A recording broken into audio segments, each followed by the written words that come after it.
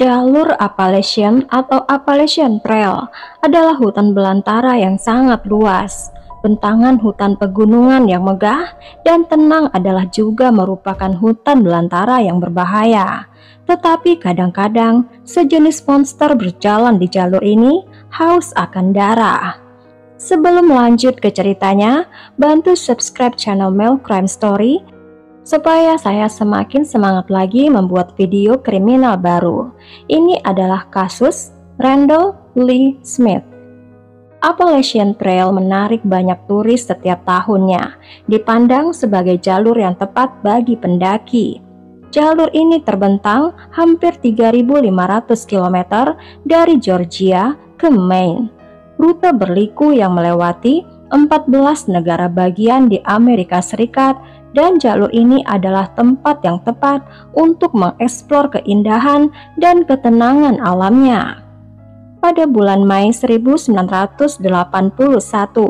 dua orang pendaki berpengalaman, yaitu Robert Mountford dan Susan Ramsey. Keduanya adalah pekerja sosial berusia 27 tahun dari kota Maine. Mereka mengumpulkan uang atas nama Badan Amal Kesehatan Mental saat mereka melewati area jalan setapak yang dikenal sebagai Dismal Creek, sebuah kawasan hutan di Virginia. Mereka berteman dengan seorang pengembara wanita. Mereka sepakat bertemu pada hari itu di kota kecil Pearisburg untuk makan dan mengobrol. Tetapi ketika Robert dan Susan tidak juga muncul, wanita itu menjadi khawatir dan melaporkan pasangan itu hilang. Wakil Sheriff Tom Lawson ditugaskan untuk menyelidiki hilangnya pasangan ini. Ketika penyelidik mencoba untuk menelusuri kembali langkah perjalanan Susan dan Robert, penyelidik menanyai beberapa pendaki lain apakah mereka pernah melihat orang yang cocok dengan deskripsi pasangan itu. Seorang pendaki mengatakan bahwa dia pernah melihat mereka yang sesuai dengan deskripsi itu, yang digambarkannya sebagai sosok pria yang aneh di pondok penampungan Wapiti, sebuah pondok kayu yang dibangun tahun sebelumnya. Petugas berhenti di sebuah toko pedesaan yang bernama Trans untuk mencari informasi di sana. Ternyata pasangan itu berhenti di sana pada tanggal 19 Mei 1981. Menurut mereka, orang di toko itu menceritakan tentang seorang pria yang membual mengetahui tentang dua pendaki itu. Sheriff Tom Lawson bertanya, siapa nama laki-laki itu? Dan dijawab, namanya adalah Randall si pembohong. Di sepanjang jalan setapak, petugas menemui pejalan kaki lain yang bertemu dengan Robert dan Susan di pondok shelter Wapiti, dan mereka terlihat bersama seorang laki-laki yang berperilaku menakutkan. Seiring berjalannya waktu, harapan untuk menemukan mereka hidup semakin berkurang. Pada tanggal 30 Mei 1981, 11 hari setelah pasangan itu tidak terlihat di toko Trend, sheriff dan penyelidik akhirnya mencapai pondok penampungan Wapiti, tapi mereka tidak melihat apapun. Sampai ketika Sheriff Tom melihat ke bawah, dia melihat jejak gelap yang di atas papan lantai. Tom memasukkan pisau di celah di antara papan dan menarik pisau itu keluar, dan pisau itu berlumuran darah. Sheriff dan anak buahnya menyebar di sekitar tempat perlindungan. Mereka membalik batu, kayu, dan memotong semak-semak lebat. Mereka tiba di sebuah tempat terbuka kecil, dan di sana mereka menemukan tumpukan dedaunan yang tampak sengaja dibentuk. Sepertinya seseorang sudah mencoba menyembunyikan sesuatu. Petugas mencoba menggali ke bawah tumpukan dan mereka menemukan kantong tidur yang berisi sesuatu yang berat. Di dalamnya adalah tubuh Susan Ramsey. Pagi berikutnya petugas kembali ke lokasi tersebut dengan bantuan seekor anjing kadaver, yaitu anjing yang dilatih untuk mencium bau mayat. anjing dengan cepat menyium bau dan mengikuti beberapa ratus meter dari lokasi pondok, di mana anjing itu duduk di dekat tunggul pohon kecil. Petugas semula mengira anjing itu mungkin lelah, tapi salah satu dari penyelidik tidak setuju, sehingga mereka mulai menggali di mana anjing itu duduk. Dan di sana petugas menemukan kantong tidur yang lain, dan yang satu ini berisi tubuh Robert Mumford dengan satu luka senpi di kepala. Seseorang sudah membunuh secara brutal pasangan pendaki untuk kegiatan amal dan menguburkan mereka dengan tangan kosong. Petugas menutup lokasi tempat kejadian perkara dan mulai penyelidikan, berusaha untuk mengungkap si pembunuh sebelum dia menyerang lagi. Penyelidik membuat profil yang mungkin dibuat seorang laki-laki setempat dengan pengetahuan yang baik tentang jalan setapak di sana. Siapapun pelakunya telah dengan licik menghapus buku catatan yang berisi tanggal perjalanan kedua pendaki itu dari shelter ke shelter sepanjang jalan setapak, sehingga sulit untuk menyusun garis waktu pergerakan Robert dan Susan sebelum kematian mereka. Si pembunuh sangat pintar. Barang-barang milik korban dikubur sesuai dengan titik kompas yang direncanakan, sehingga mereka dapat ditemukan lagi nanti. Hasil autopsi segera muncul setelah penemuan mengerikan tersebut. Robert dan Susan telah berbagi makanan berat dan beberapa minuman sesaat sebelum kematian mereka. Robert telah dilukai dengan senpi di kepala, dengan Susan memiliki luka pertahanan di tangannya. Sepertinya Susan telah melawan pembunuhnya. Dia mengalami trauma benda tumpul di kepala serta luka sajam dan 13 luka tusuk dengan paku panjang. Penyelidik menemukan kamera Susan dan berharap itu akan memberikan beberapa petunjuk penting, tetapi filmnya sudah dirobek. Petugas juga menemukan ransel Susan yang di dalamnya ada novel tipis yang Susan baca.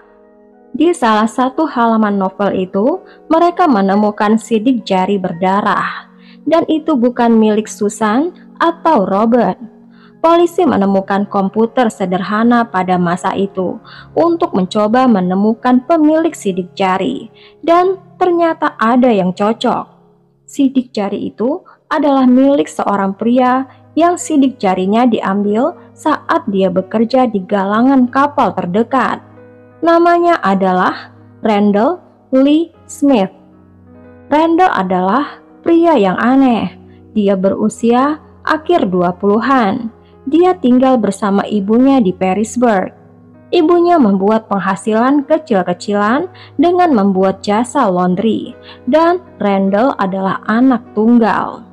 Randall dikenal sebagai penyendiri dan seseorang yang sering menghabiskan sebagian besar waktunya menjelajahi jalur di Appalachian Trail selama berminggu-minggu, sambil menikmati keindahan alam di mana Randall dengan rajin memungut sampah dan dia mengembangkan hobinya mengumpulkan mata panah. Semasa anak-anaknya, Ibu Randall selalu mendandaninya dengan pakaian anak perempuan dengan alasan yang tidak pernah diungkapkan ibunya. Ini menjadi spekulasi tentang efek psikologis yang ditimbulkan terhadap Randall di sekolah, di mana Randall sering dibully dan tidak punya teman. Di masyarakat di mana anak-anak akan bermain dan mengeksplor secara teratur bersama teman-temannya, sedangkan Randall biasanya selalu sendirian. Sifat penyendirinya berkembang sampai masa dewasanya, dan Randall tidak memiliki minat memiliki hubungan cinta. Randall juga dikenal sebagai orang dengan banyak khayalan.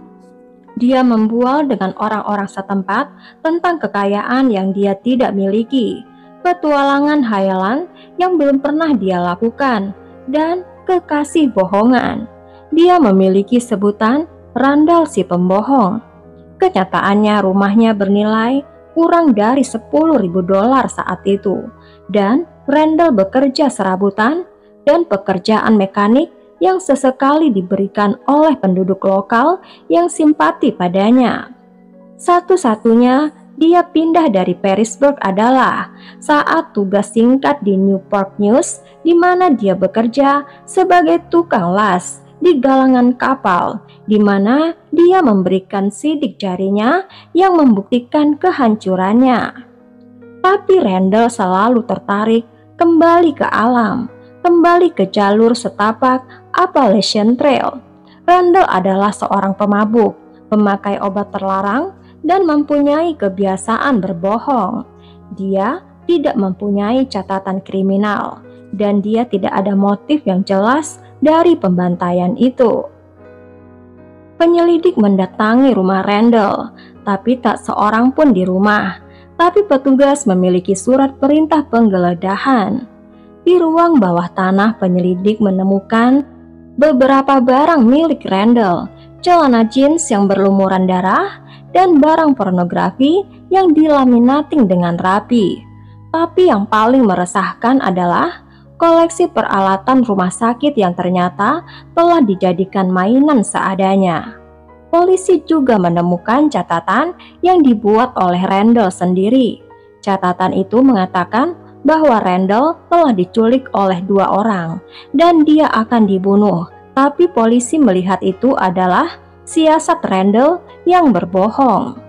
Hari-hari berlalu tanpa ada tanda keberadaan Randall.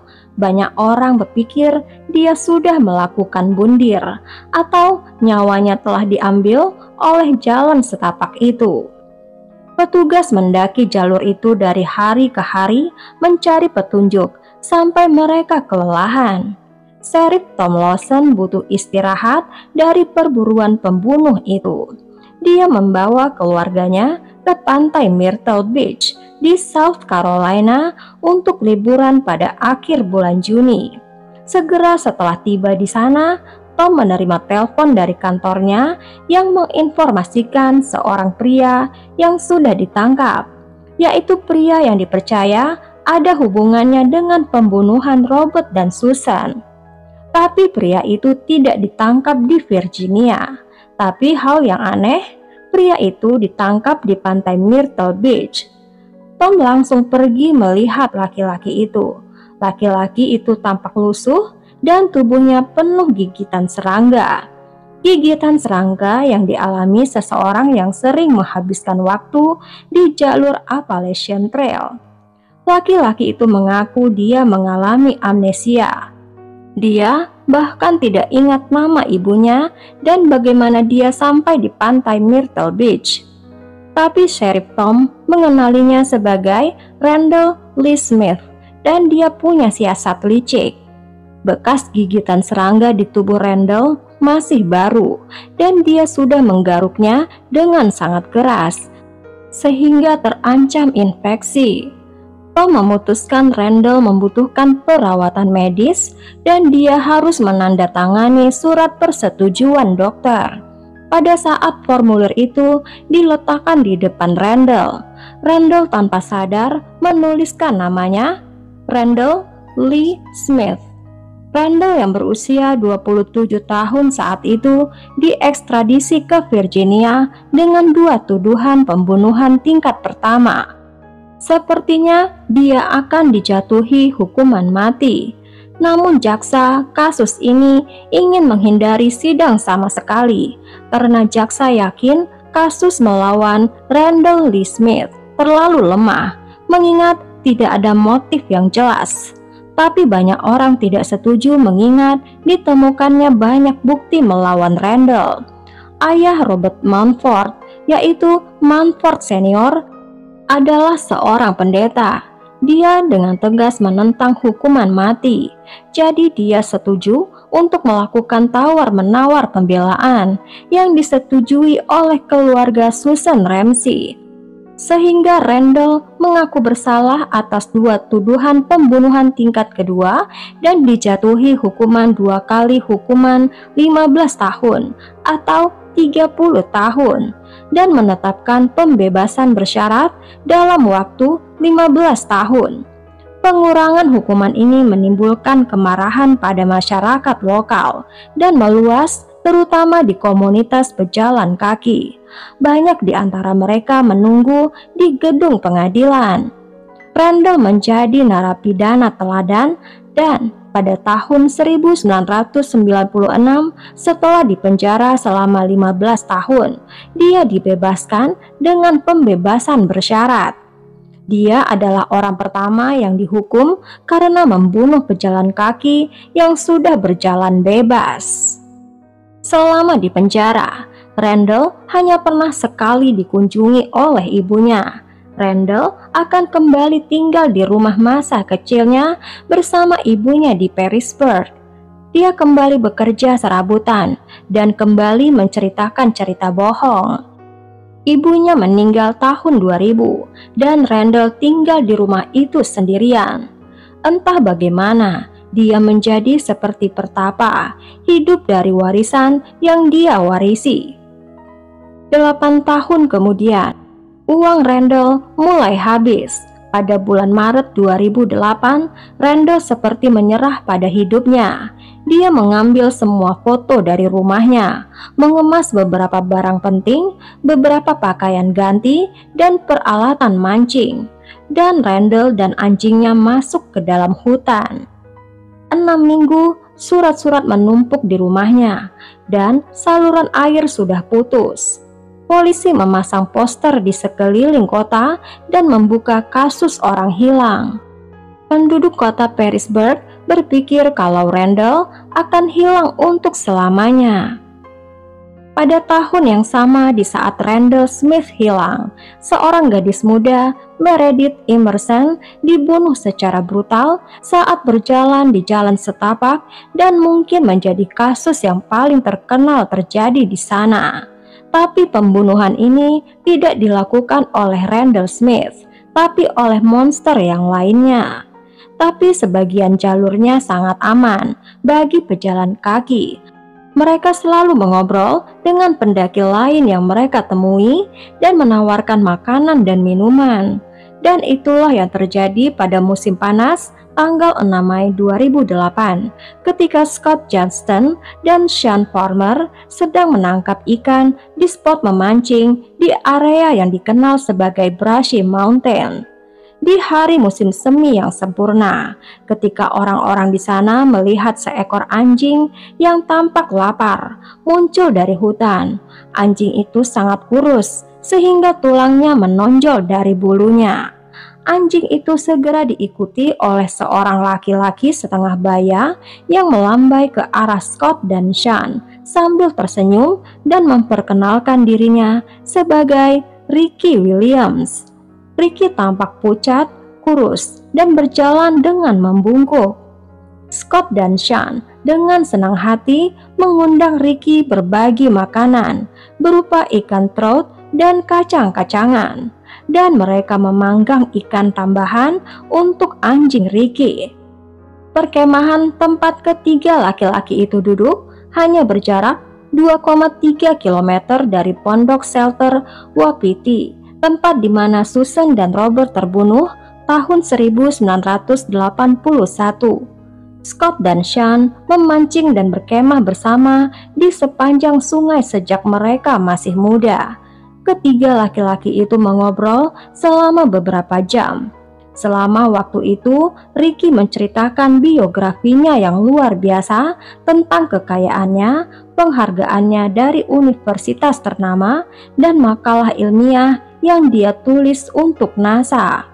Scott dan Sean menghibur Ricky dan menyadari itu hanya cerita khayalan dari gelandangan pemabuk. Ketika hari mulai senja, Scott dan Sean mulai khawatir laki-laki itu tidak akan pergi. Tapi walaupun Ricky pergi, perjalanan ke kemahnya akan berbahaya buat laki-laki setua Ricky.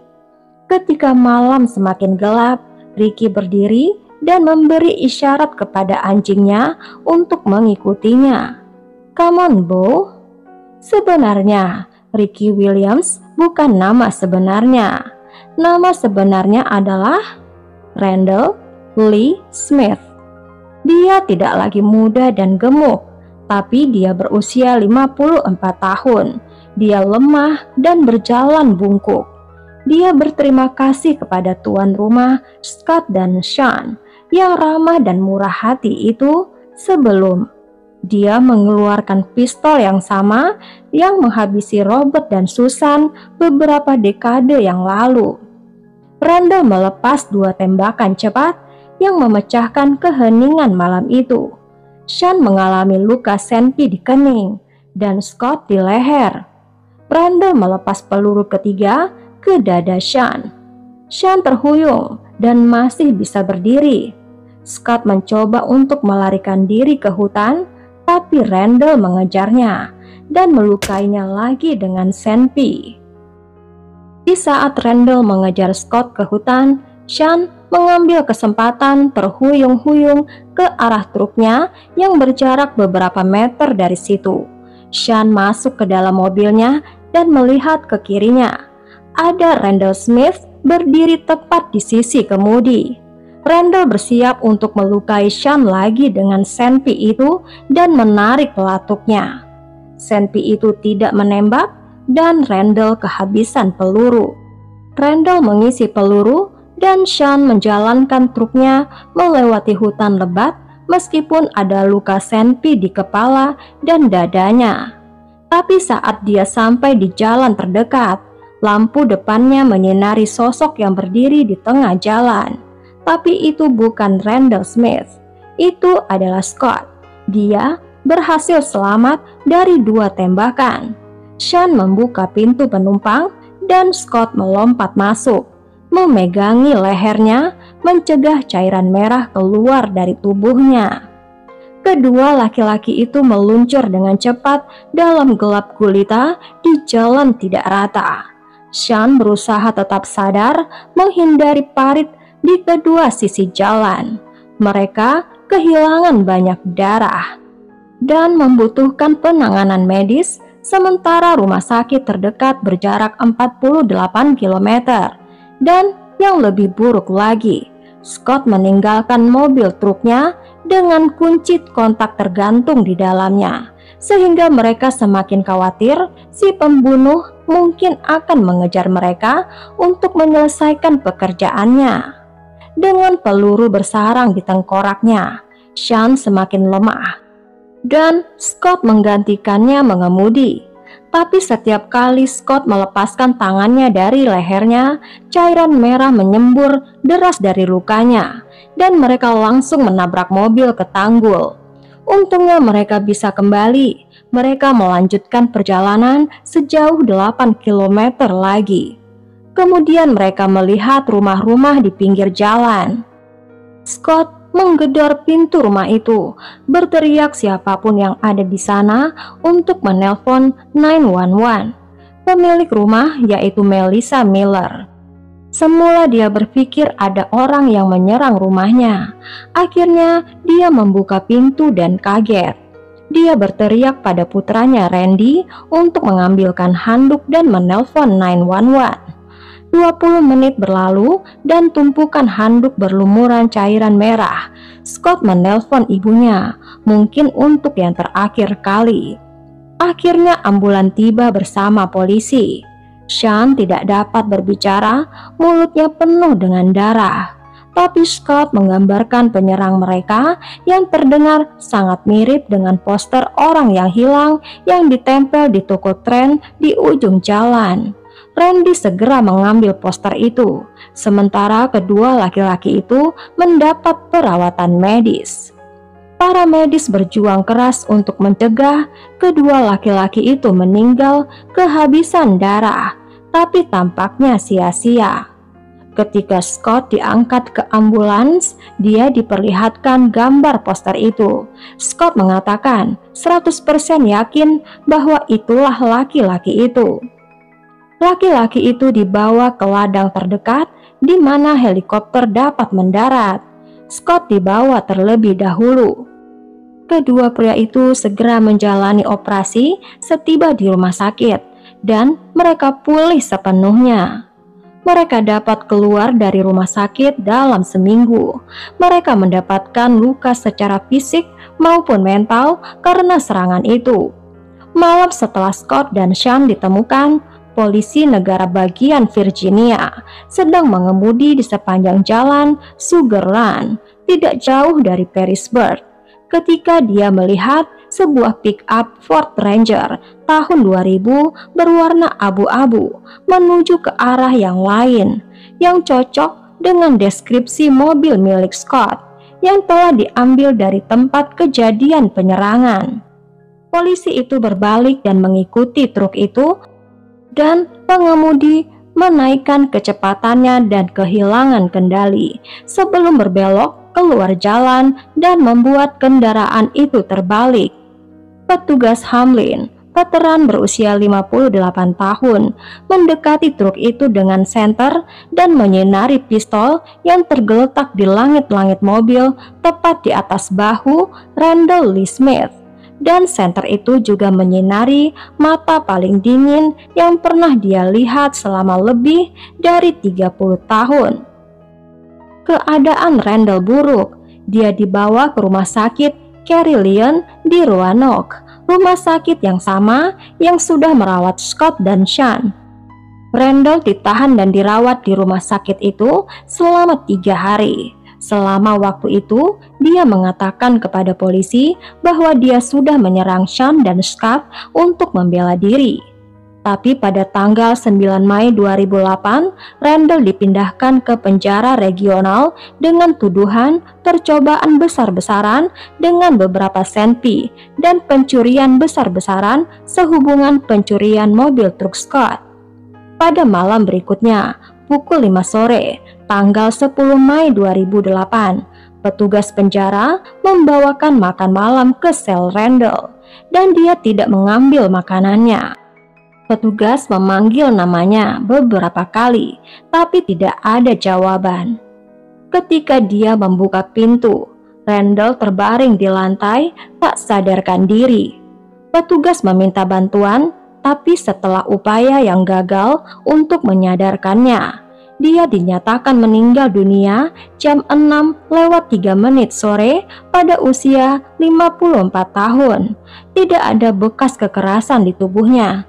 Sepertinya dia terjatuh dan sekarat karena alasan alamiah. Pemakaman Randall dihadiri oleh lusinan orang. Pemakamannya diumumkan setelah dia dikuburkan untuk menghindari protes dan kemarahan dari penduduk lokal. Upacaranya hanya berlangsung 30 menit. Dia dimakamkan di samping jasad ibunya. Anjingnya yang bernama Bo diadopsi keluarga lain yang menyayanginya. Sampai di sini dulu guys ceritanya. Ambil hikmah dari setiap kasus dan lupakan cerita kekerasan yang ada di dalamnya. Mudah-mudahan tidak ada lagi penjahat atau pembunuh yang mirip predator seperti ini. Walaupun korbannya tidak sangat banyak, dia melakukan kejahatan tanpa alasan dan hidupnya sengsara sampai tua. Tidak punya apa-apa, jadi gelandangan di pegunungan Appalachian. Tulis komentar kalian di kolom komentar ya guys. Berikan subscribe, like, dan tekan notifikasinya untuk cerita yang lain. Terima kasih. Thank you for watching this video.